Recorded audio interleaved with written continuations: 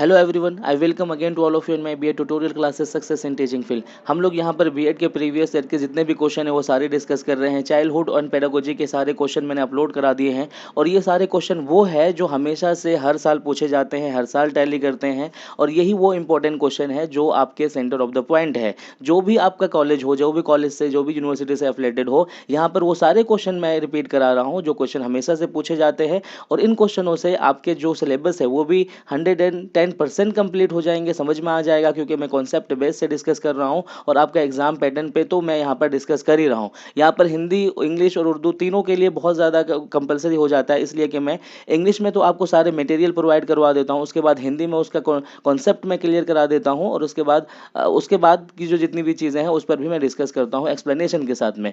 तो यहाँ पर अभी हम लोग कंटेम्प्रेरी इंडिया, आधुनिक भारत और शिक्षा की जो बात है उस पर हम लोग डिस्कस कर रहे हैं। चाइल्डहुड पेडागोजी के सारे क्वेश्चन मैंने यहाँ पर अपलोड करा दिए हैं, आपने नहीं देखा है तो आप ज़रूर देखें। उसके बाद यहाँ पर अभी जितने भी क्वेश्चन हैं उसको, कुछ क्वेश्चन को मैंने यहाँ पर डिस्कस किया है कंटेम्प्रेरी इंडिया का। अभी हम लोग यहाँ पर डिस्कस करेंगे थर्ड यूनिट का जो तीसरा वाला क्वेश्चन है, यहाँ पर उस पर हम लोग डिस्कस करेंगे। तो देखते हैं कि क्वेश्चन नंबर थर्ड क्या कहता है। क्वेश्चन नंबर थर्ड आपसे कहता है कि what do you understand by pragmatism. Pragmatism यहाँ पर देख रहे हैं आप, pragmatism analyse the merits and demerits. Hindi में क्या कहेंगे, प्रयोजनवाद से आप क्या समझते हैं, इसके गुणों तथा दोषों का विश्लेषण करें। ये चीज़ आपको समझ में आ गया। तो यहाँ पर हम फिलॉसफी की बात कर रहे हैं, है ना। फिलॉसफी यानी कि दर्शन शास्त्र की यहाँ पर बात हो रही है। तो आप लोग जानते हैं कि फिलॉसफी के बारे में तो बहुत ज़्यादा इंटरनली नॉलेज लोगों को होती है और जब से ये दुनिया बनी है तब से ही लोगों ने बहुत सारी रियलिटी के बारे में बोला है, बहुत सारी सच्चाई के बारे में बोला है।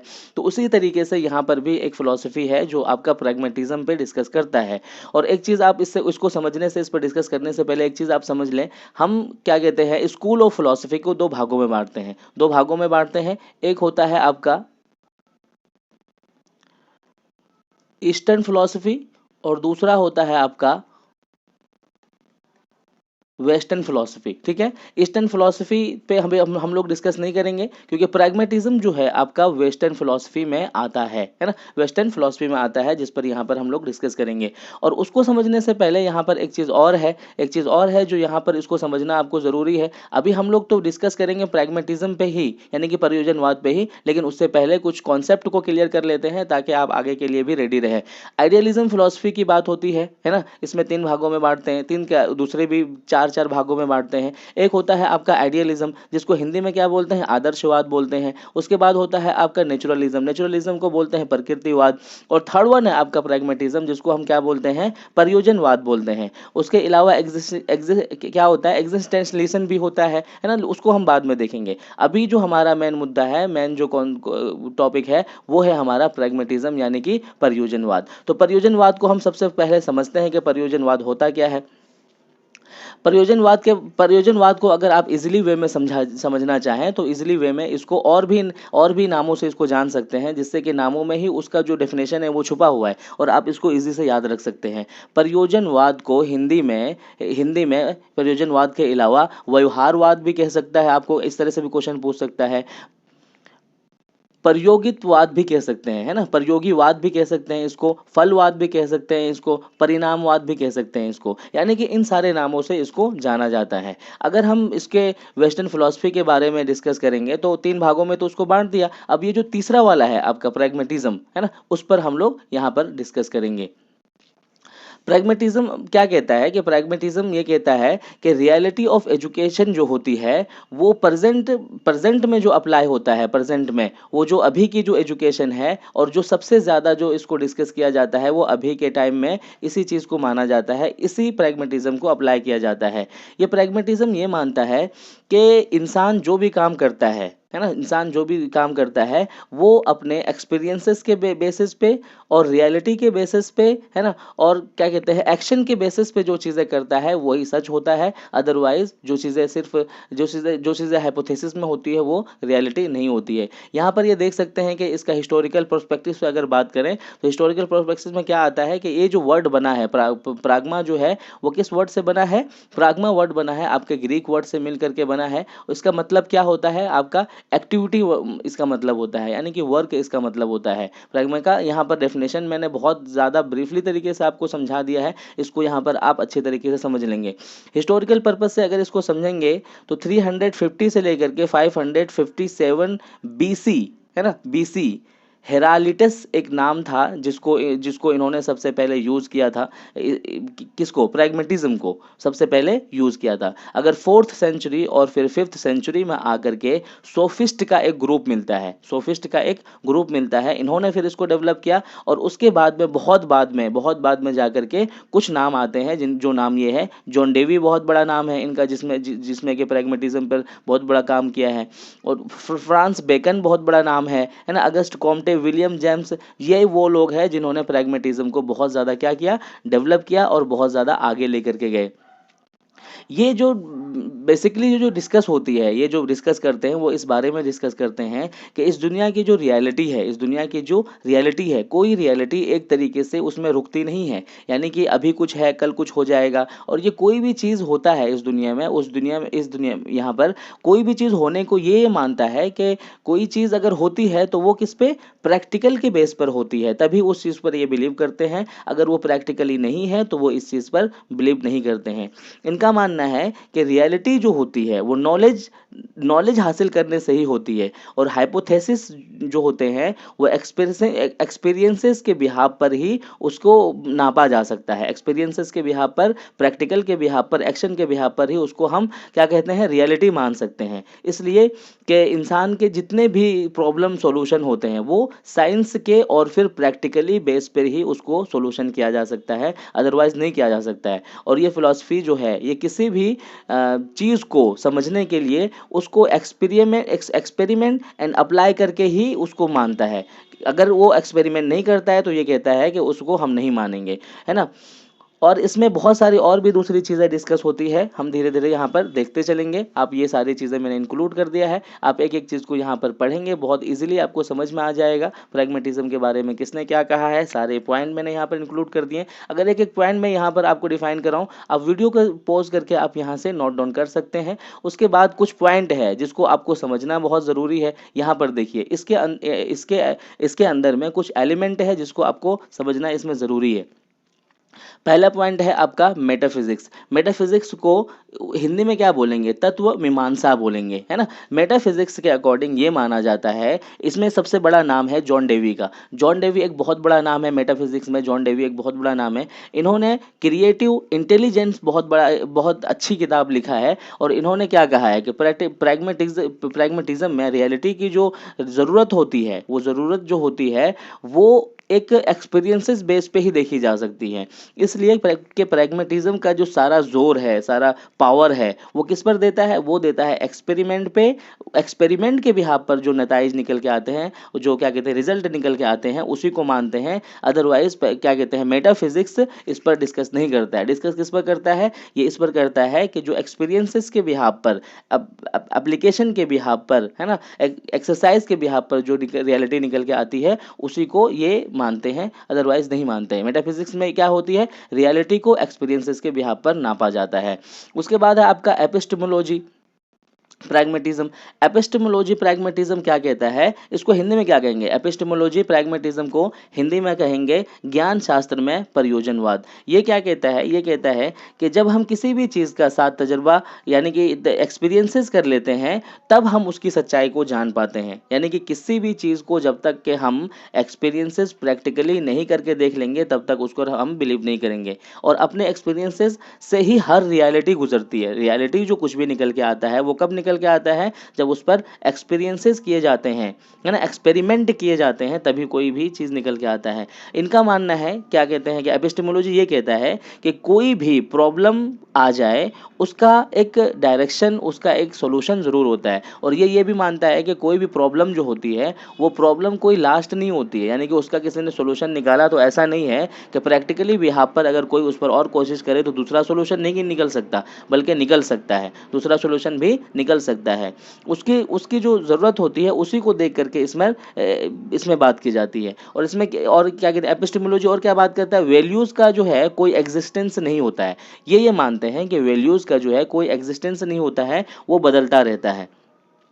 और ये क्या मानते हैं कि ज्ञान और अनुभव में ही निहित होता है, ज्ञान अनुभव में ही निहित होता है। प्रयोजनवाद प्रयोगात्मक विधि को ज्ञान प्राप्ति का मुख्य साधन मानते हैं, है ना। ज्ञान प्राप्ति का जो मुख्य साधन होता है वो प्रयोजनवाद प्रयोगात्मक विधि को ही ज्ञान प्राप्ति का मुख्य साधन मानते हैं। यहाँ पर आप जो है जितने भी एलिमेंट है, यहाँ पर जितने भी एलिमेंट है यहाँ पर मैंने इंक्लूड करा दिए हैं। वो सारे एलिमेंट को आप इजीली देख सकते हो, समझ सकते हो। इसको जो है एपिस्टेमोलॉजी को जो है 5 भागों में बांटा गया है, 5 भागों में बांटा गया है, और ये इसी 5 भागों पे ही डिस्कस करता है कि किस तरीके से आपका नॉलेज क्या कहते हैं एक्शन में आता है, एक्शन करता है। यहाँ पर इन्होंने लिखा है कि इसका डेफिनेशन जो है यहाँ नीचे मैंने दे दिया है सारा। अभी मैं आपको एक एक पॉइंट खाली समझा देता हूँ। प्रयोजनवादी प्रयोगात्मक विधि को ज्ञान प्राप्ति का मुख्य साधन मानते हैं। उन्होंने इस विधि को 5 विभागों में बांटा गया है। पहला है आपका क्रिएशन ऑफ सिचुएशन। ये क्या कहता है कि कोई भी सिचुएशन आ जाए, है ना, कोई भी सिचुएशन क्रिएट हो जाए, उसका जो सोल्यूशन है वो किस पर, एक्सपेरिमेंट के बेस पे किया जा सकता है। दूसरा पॉइंट है आपका प्रॉब्लम। कोई भी प्रॉब्लम का जो सोल्यूशन होता है उसका सोल्यूशन वो लास्ट नहीं होता, बल्कि उस पर और भी एक्सपेरिमेंट करके दूसरा सॉल्यूशन निकाला जा सकता है। तीसरा होता है इन्फॉर्मेशन, है ना। इन्फॉर्मेशन क्या कहता है कि बच्चे को जो है हमेशा एक नई इन्फॉर्मेशन की तरफ में अग्रसर होते रहना चाहिए। यानी कि सपोज दैट कि आपने ये मान लिया कि ये दुनिया इस तरीके से है, तो ये कोई रियलिटी नहीं है कि ये इसी तरह से रहेगी। क्यों? क्योंकि ये जो प्रयोजनवाद वाले फिलॉसफी है, ये मानते हैं कि इस दुनिया का जो एग्जिस्टेंस है वो जिस तरीके से शुरू में है वो हमेशा से नहीं रहता, ये हमेशा से बदलता रहता है। जिस तरह की जो नदियों की जो धाराएं होती है वो एक जैसे नहीं होती है, ऐसे ही इस दुनिया की भी रियलिटी है कि एक जैसे नहीं होती है, ये हमेशा से क्या होता है, एक्सचेंजेबल होता है। उसके बाद क्या कहता है चौथा point, hypothesis for problem solution. Hypothesis, इसके कहने का मतलब है कि हम जो किसी भी प्रॉब्लम को सॉल्यूशन निकालते हैं वो सॉल्यूशन हमारा आखिरी नहीं होता है ना। ये नहीं कह सकते हैं कि हमने जो सॉल्यूशन निकाला है वही रियलिटी है, वही आखिरी है, ये कभी नहीं कह सकते हैं। बल्कि हम हाइपोथेसिस से ये क्या कर सकते हैं, हम वहां तक पहुंच सकते हैं। हाइपोथेसिस के थ्रू से हम क्या कर सकते हैं, है ना, वहां तक पहुंच सकते हैं। परिकल्पना, हाइपोथेसिस क्या बोलेंगे हिंदी में, परिकल्पना या समस्या का जो समाधान होता है वो परिकल्पना से आप वहां तक पहुंच तो सकते हैं, लेकिन उसको आखिरी सॉल्यूशन नहीं मान सकते हैं, है ना। उसके बाद आपका टेस्टिंग एंड एक्सपेरिमेंटेशन, यानी परीक्षण एवं प्रयोग। इसको क्या कहेंगे, टेस्टिंग एवं क्या कहते हैं, एक्सपेरिमेंटल को क्या कहेंगे। इसमें बहुत सारी चीज़ों को टेस्ट करके, है ना, एक्सपेरिमेंट करके ही आप इसको समझ सकते हैं, अदरवाइज इसको नहीं समझा जा सकता है। इसमें दूसरा पॉइंट आपका आता है प्रैग्मेटिज्म इन एक्सियोलॉजी, है ना, ये भी इंपॉर्टेंट पॉइंट है। 3 पॉइंट मैंने डिस्कस किया आपको, मेटाफिजिक्स, एपिस्टेमोलॉजी और प्रैग्मेटिज्म इन एक्सियोलॉजी। एक्सियोलॉजी जो बात करता है वो किसकी बात करता है, ये बात करता है कि क्या कहते हैं, नैतिक मूल्य की बात करता है, ये नैतिक मूल्य की बात करता है। और इसमें कौन कौन से पॉइंट शामिल होते हैं, इनका मानना होता है कि ब्यूटी क्या है। ये क्या मानते हैं, ये मानते हैं कि ब्यूटी क्या है, यानी कि ब्यूटी जो है इस दुनिया में जो रियलिटी है ब्यूटी की वो क्या है ना। तो ये मानते हैं कि मूल्य, यानी कि मानव जाति जो होते हैं, है ना, मानव द्वारा सृजित किए जाते हैं। इनका मानना है कि के जितने भी मूल्य होते हैं या फिर जितनी भी रियलिटी होती है वो किसके द्वारा, मानव द्वारा ही सृजित किए जाते हैं। और नैतिक मूल्य मानव व समाज के बीच होने वाले आदान प्रदान की प्रक्रिया पर ही निर्धारित होता है। और इसका पहला पॉइंट क्या है आपका, व्हाट इज ब्यूटी, यानी कि सौंदर्य क्या है। तो इसे मानते हैं कि सौंदर्य वही है जिसे हम अपने अनुभव से पसंद करते हैं, कला की जो भी कृति हमें अपनी तरफ आकर्षित करती है वही वही क्या कहलाती है, आपका सौंदर्य कहलाती है। यानी कि और कोई सौंदर्य नहीं कहलाती है, बल्कि जो आपकी रियलिटी, आपके एग्जिस्टेंस, आपके क्या कहते हैं रिक्वायरमेंट को पूरी करती है। उसके बाद है ये कहता है कि व्हाट इज रियलिटी। इनका मानना है कि रियलिटी वो है जो आप अपने एक्सपीरियंसेस के बिहाफ पर उसको क्या कहते हो, परखते हो, देखते हो। उसके बाद कह रहा है व्हाट इज रिलीजियस। ये मानते हैं धर्म किसी बात की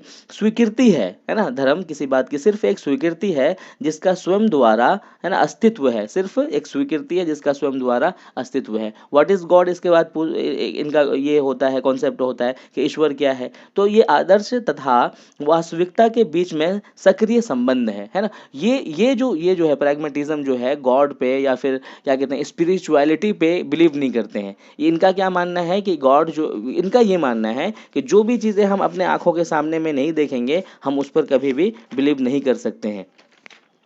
ये मानते हैं कि सिर्फ हम जो एक्सपेरिमेंट के बिहाफ पर कोई चीज़ समझेंगे, अप्लाई करेंगे, हम उसी को मानेंगे, अदरवाइज़ ये दूसरी चीज़ों को नहीं मानते हैं।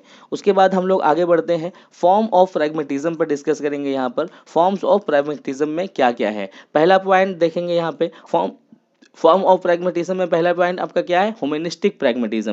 ह्यूमनिस्टिक प्रैग्मेटिज्म में किस बात के को डिस्कस किया जाता है, इसमें ये डिस्कस किया जाता है कि जो बात मेरे उद्देश्य को पूरा करती है, मेरे इच्छाओं को क्या करती है, संतुष्ट करती है और मेरे जीवन का विकास करती है, वही सत्य है ना। ह्यूमनिस्टिक प्रैग्मेटिज्म क्या मानता है, ये मानता है कि जो मेरी इच्छाओं को, जो मेरी जिज्ञासाओं को और जो मेरे जीवन के विकास को पूरा करता है वही सत्य है, अदर इसके अलावा दूसरा कोई भी सत्य नहीं है। उसके बाद है आपका दूसरा point, experimental pragmatism. Experimental pragmatism क्या कहता है, ये कहता है, ये इस बात का आधार विज्ञान की प्रयोगशाला विधि यानी कि लेबोरेटरी मेथड है, जिस बात को प्रयोग से सत्य सिद्ध किया जा सकता है वही सत्य है, या जो बात ठीक कार्य करती है वही सत्य है। इसका क्या कहना है, ये कहते हैं कि एक्सपेरिमेंटल प्रैग्मेटिज्म ये कहता है कि जो भी चीज़ें आप खुद प्रयोग करके समझते हैं, अप्लाई करते हैं और जो उसका प्रयोग के बिहाफ पर रिजल्ट आता है वो सत्य है, अदरवाइज कोई भी चीज़ सत्य नहीं है।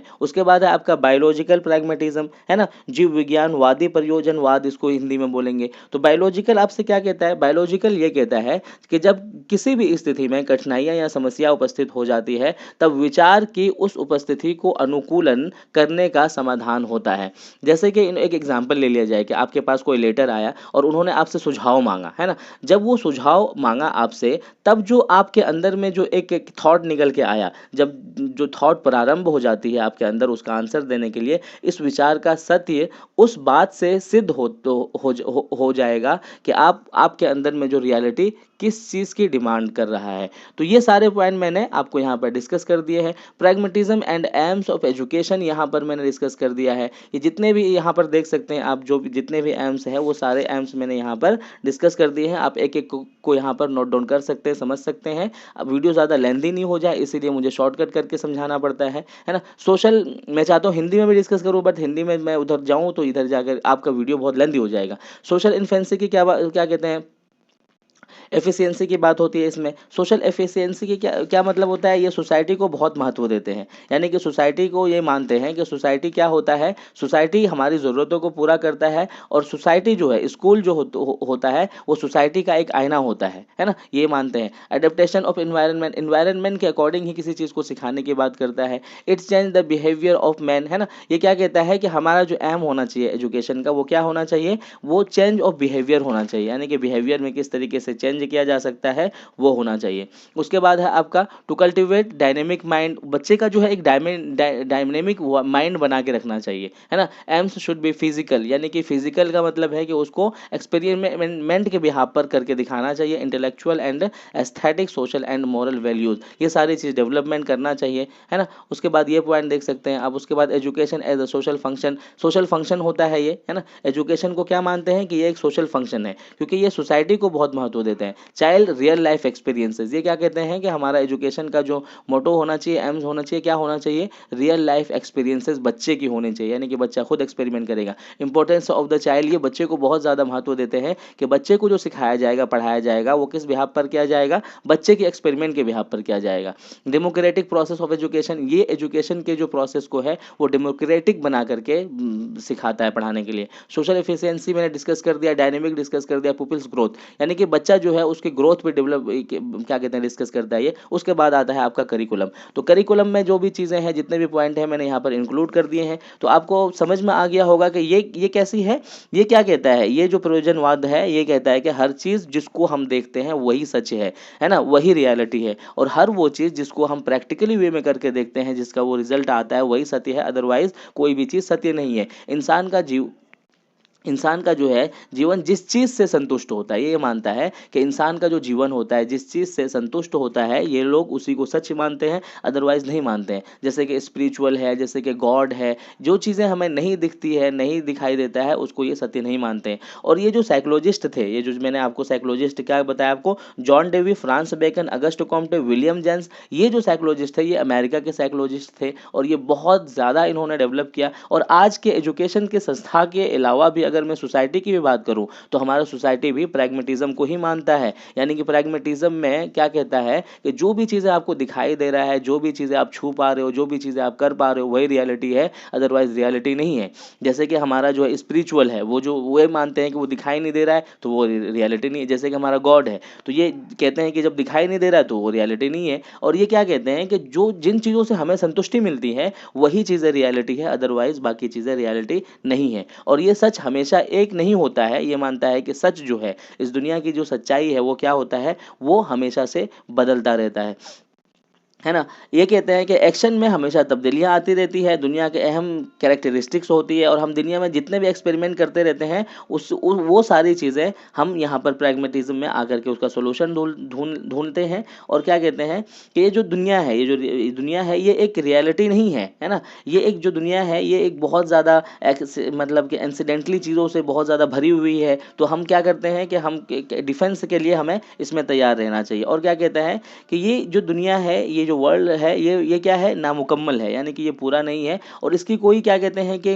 गोल भी नहीं है ना, इसकी कोई मंजिल भी नहीं है। और इंसान के हाथ में, ये प्रैग्मेटिज्म ये मानता है कि इंसान के हाथ में कोई कंट्रोल भी नहीं है ना। और ये मानता है कि इंसान अपने एक्सपेरिमेंट की बुनियाद पर ही अपने सिचुएशन के रुख, यानी कि अपने सिचुएशन के डायरेक्शन को एक्सचेंज कर सकता है। इसका ये मानना है कि ऐसा नहीं है कि आपने कोई चीज़ सोच लिया तो उसके बिहाफ पर वो सारी चीज़ें कर दी जाएंगी, बल्कि ये मानते हैं कि आपके एक्सपेरिमेंट के बिहाफ पर ही आप किसी भी चीज़ के डायरेक्शन को मोड़ सकते हैं, अलग कर सकते हैं, अदरवाइज नहीं कर सकते हैं। और क्या मानते हैं ये प्रैग्मेटिज्म, जिससे इंसान की मन को शांति मिले उसी को ये रियलिटी मानते हैं, है ना। रिलीजियस, स्पिरिचुअल इंसान, है ना, उन सब चीज़ों को ये रियलिटी नहीं मानते हैं। और भी बहुत सारे पॉइंट है जो आप नेक्स्ट चैप्टर में डिस्कस करेंगे, जब आइडियलिज्म और उसके अलावा नेचुरलिज्म, उसके बाद प्रैग्मेटिज्म को ये करके क्या कहते हैं कंपेयर करके सिखाया जाएगा, तब इसमें और भी डिस्कस कर देंगे। ये मटेरियल आपके लिए सफिशिएंट है, ज़्यादा वीडियो लेंदी नहीं हो, इसीलिए मैं